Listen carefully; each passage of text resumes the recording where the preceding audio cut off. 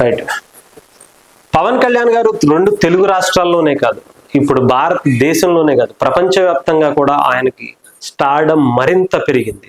ముఖ్యంగా తమిళనాడు వాసులు వాళ్ళని ఎంత బలంగా చూస్తే అంత బలంగా రిప్లై ఇస్తారు, ఎంత బలంగా ప్రేమిస్తే అంత బలంగా తిరిగి ప్రేమిస్తారు అనే విధంగా మొన్న వారాహి డిక్లరేషన్ సందర్భంగా పవన్ కళ్యాణ్ గారు సనాతన ధర్మం గురించి, సనాతనం సమాజానికి ఎలా ఉపయోగపడుతుందో, సనాతనం ఇతర మతాల్ని గౌరవిస్తూ ముఖ్యంగా సనాతనం అనేది ఎంత ఉపయోగపడుతుందో అనేది తమిళనాడు ప్రజలు ఓన్ చేసుకున్నారు.